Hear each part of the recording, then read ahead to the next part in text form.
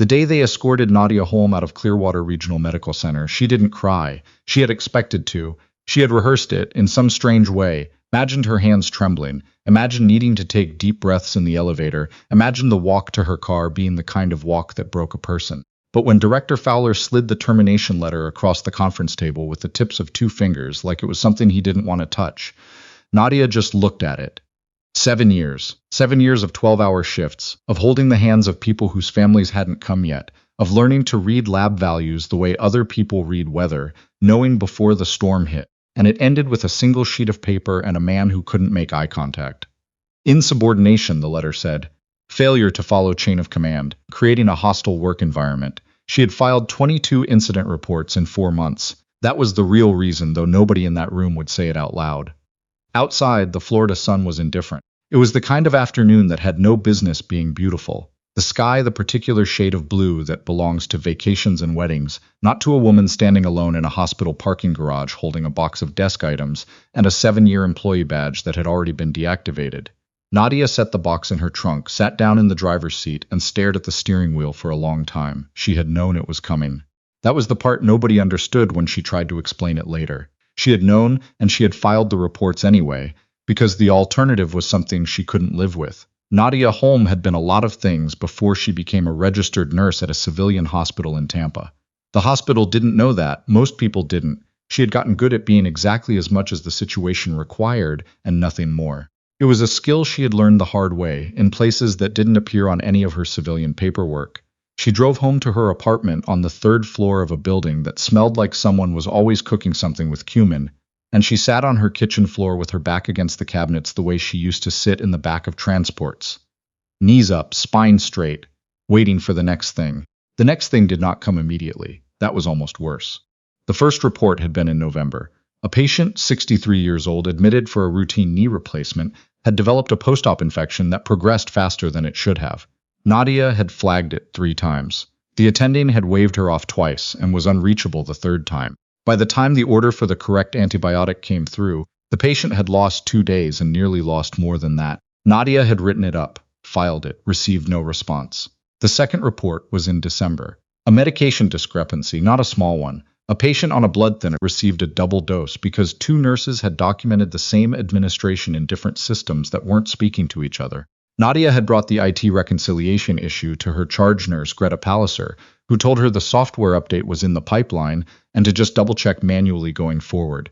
Nadia double-checked manually. She also filed a report. She also started keeping a copy of everything on a personal drive. By the time February came around, she had stopped expecting anyone to respond to the reports. She had started expecting something else. What she hadn't expected was Director Fowler himself showing up at the nurse's station one Tuesday afternoon in March, calm as a man ordering coffee, asking if she had a moment. She had a moment. He told her that her communication style had been described as aggressive, that her colleagues felt she created tension, that several physicians had expressed discomfort with her pattern of documentation which they found, and here he chose the word carefully, accusatory. Nadia had asked him, very calmly, whether any of the 22 incident reports she had filed had resulted in a policy review. He had looked at her in a way she recognized. It was the way people looked at you when they had already decided what you were and were simply waiting for you to confirm it. We take patient safety very seriously, he said. I know you do, she said. I've read the policy. I was wondering about the practice. She was placed on administrative leave the following week, terminated 3 weeks after that. The weeks after losing her job had a texture she hadn't anticipated. She had been through hard things much harder than this, technically, but those hard things had come with structure. Orders, a clear next objective. Civilian unemployment had no clear next objective. It had a laptop and a login for job search websites, and a lot of time to think. She thought about the patients she hadn't been there for. She thought about Greta Palliser, who had seemed genuinely uncomfortable when Nadia walked past her desk the morning the letter arrived. She thought about the way the medication reconciliation system still wasn't fixed as far as she knew. She thought about the fact that she had copies of everything. She started organizing the files. It was something to do at first. Then it became something else. She had a particular mind for patterns, she always had, and when she spread the documentation across her kitchen table, something emerged that she had felt but not yet seen clearly. The incidents weren't random. They clustered. Certain units, certain attending physicians, certain times. And running underneath all of it, like a current below a river surface, was a supply chain inconsistency she had noticed in February and flagged in her 15th report. The one that had gotten almost no response except a brief email from someone in procurement saying they would look medical supplies logged as received. Quantities that didn't match what she saw on the floor. Medications documented as administered that she could not reconcile with the patient records she had access to. It could have been software error. It could have been staffing sloppiness. But the more she mapped it, the less it looked like either of those things. She wasn't sure what it looked like yet. But she knew what it felt like. It felt familiar in a way she hadn't felt in years. She had enlisted at 19. That detail surprised people when it came out. The detail itself and the age and the 11 years that followed it. People looked at her and saw a woman who was careful and thorough and maybe a little intense, and those things were true, but they were downstream of something else.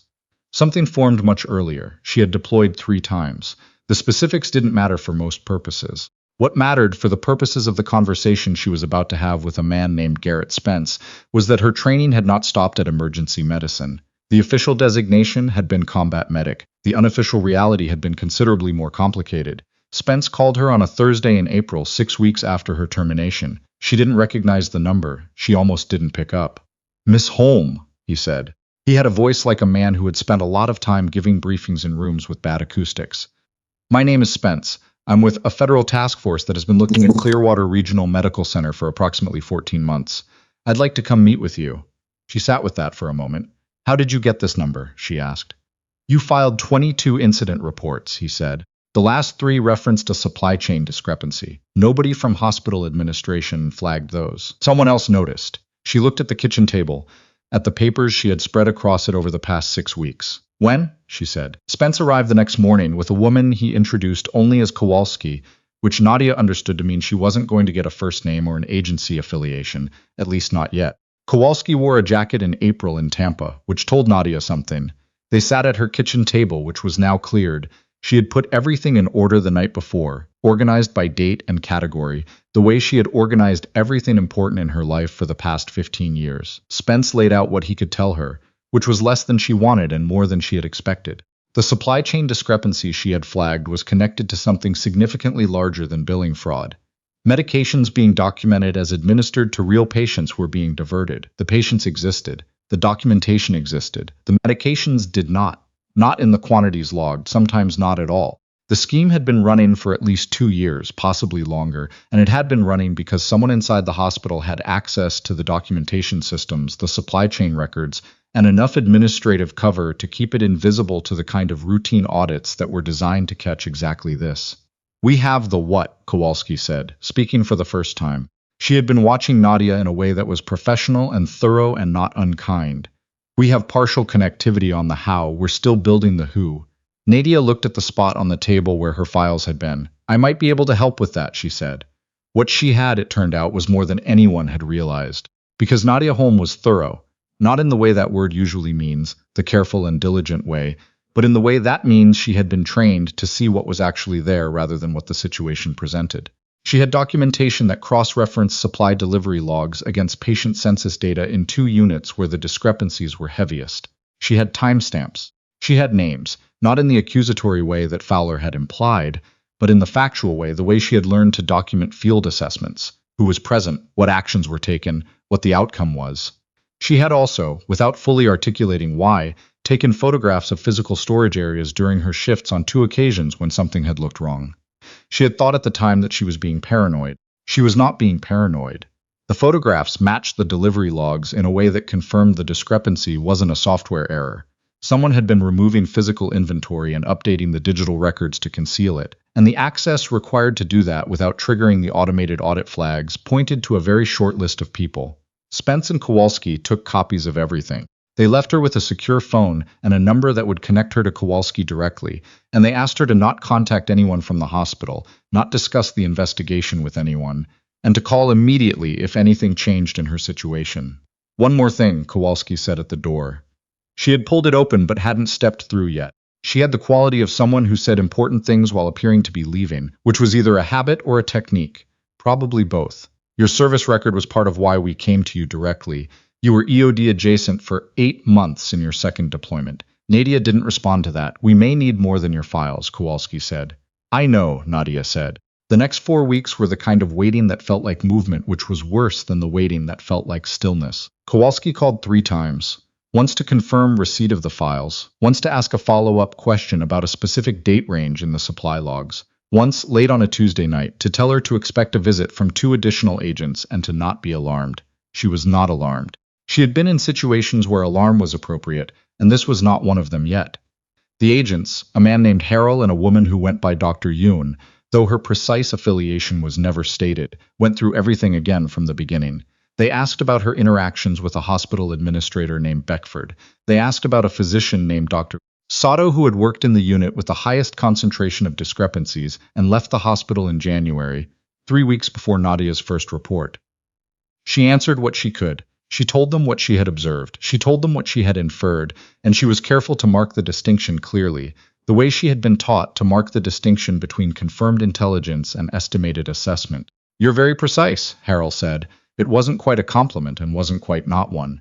"It matters," she said. "The difference between what I know and what I think I know matters." He nodded in the way people nodded when they were recalibrating what they had expected to find. The part that came next was the part she had not fully prepared for, and she had prepared for a great deal. In the 6th week, Kowalski called and said, "We need you to go back in." Nadia stood in her kitchen, phone against her ear, and looked out the window at the parking lot 3 floors below. "In what capacity?" she asked. "Consulting. There's an internal review audit being conducted by a third-party firm. We placed someone in the firm. You would be accompanying the audit team as a clinical documentation specialist, reviewing patient records for the 2 units in question. It's cover that fits your background. You'd have legitimate access to the systems. What specifically do I need to find?" Beckford has a secondary access credential that hasn't shown up in any of the system logs we've subpoenaed. We think it's routing through a legacy database module that was supposed to be decommissioned 2 years ago. If it still exists, it would be where the clean version of the records is being maintained. The version that matches the auditable documentation, while the actual inventory records show something different. Nadia thought about the supply closet photographs. She thought about the patients who had received, according to documentation, medications that had not been there. "Okay," she said. She walked back into Clearwater Regional Medical Center on a Wednesday morning in late May, carrying a laptop bag and a badge that said Clinical Audit Consultant and had a lanyard in a shade of green she had never worn before. Nobody recognized her at first. She was not surprised. People in hospitals were looking at patients, at screens, at the next thing that needed doing.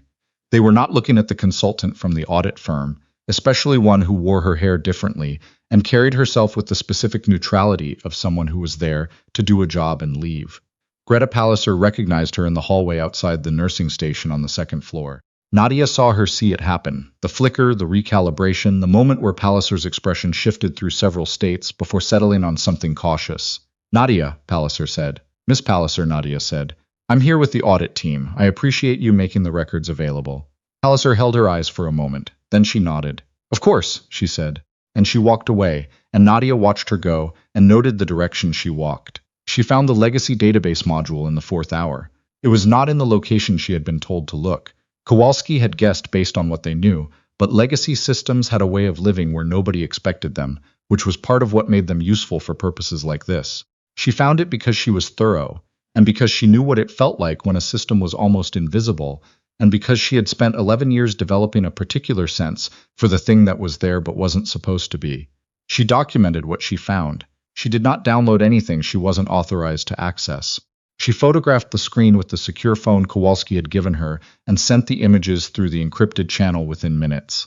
Kowalski's response came in 40 seconds. "That's it. Get out of the building in the next 20 minutes. She was in the parking garage, key in hand, when Beckford came around the corner. He was a tall man, not physically threatening in any conventional sense, but he had the quality of a person who was used to having more information than the people around him and had built his entire professional manner on that asymmetry. He looked at her with an expression she recognized as the one people wore when they were deciding how frightened to be. "Mrs. Holm," he said, "I thought you no longer worked here." "I don't," she said. She did not stop walking. She was calculating the distance to her car, the distance to the garage exit, the position of the security camera she had noted on her way in. "Then what were you doing upstairs?" She stopped. She turned around. She looked at him for a moment in a way she had learned how to do a long time ago, in context very different from this one, the way you looked at something that was trying to make you afraid of it. "My job," she said. She drove out of the garage. 23 minutes later, she got a call from a number she didn't recognize. Federal agents are executing a search warrant at Clearwater Regional Medical Center, said a voice she didn't know. Mr. Beckford has been detained. We're going to need your formal statement. Can you come to the field office? She was already on the highway. The statement took 4 hours. She was thorough about it, because she was thorough about everything, and because the difference between what she knew and what she thought she knew still mattered, even in a room where the outcome was already clear. Afterward, in the parking lot outside the federal building, Kowalski found her leaning against her car, looking at nothing in particular. You did well, Kowalski said. The patients, Nadia said. The ones who were documented as receiving medications they didn't receive, some of those outcomes could have been different. Yes, Kowalski said. She didn't soften it or reroute it. Nadia appreciated that. Beckford knew about the incident reports, Nadia said. It wasn't a question. From the beginning, Kowalski said. He was part of the reason you were terminated. Your reports were getting too specific. You were starting to map the pattern. Nadia looked at the sky, which was doing the same thing it had done the day she was let go. That indifferent Florida blue, unreasonably beautiful. I didn't know what I was mapping at the time, she said. No, Kowalski said. But you mapped it anyway. Dr. Sato was arrested in Phoenix 11 days later. 2 members of the hospital's supply chain management team were charged alongside Beckford. A fourth person, an IT contractor who had maintained the legacy database module for 2 years past its official decommission date, took a plea. The investigation expanded in ways that Nadia was not fully briefed on, because there were parts of it that went beyond what she had clearance to know, and she was fine with that. She had given what she had. She had done what the situation required. She got her nursing license back in July. The board review was brief, because the documentation she had filed, all 22 reports, plus the photographs, plus the organized files, had been entered into evidence, and the picture they painted was not of a nurse who had created a hostile work environment. It was of a nurse who had been the only person in that building doing exactly what patient safety documentation was designed to do. She didn't go back to Clearwater Regional. There were other hospitals. There was a position at a county facility on the other side of Tampa, a night shift charge nurse role that was harder and paid less and had nothing to recommend it except that it was real work. The kind that required her whole attention, the kind that reminded her why she had gone into this in the first place. On her first shift, a patient came in with a post-surgical infection that the ER had flagged too late. Nadia read the chart, asked 3 questions that nobody else had asked yet, and made 2 calls within 4 minutes. The patient didn't lose what could have been lost. She wrote it up anyway, filed it, kept a copy. Some habits were not habits. Some habits were just what you were.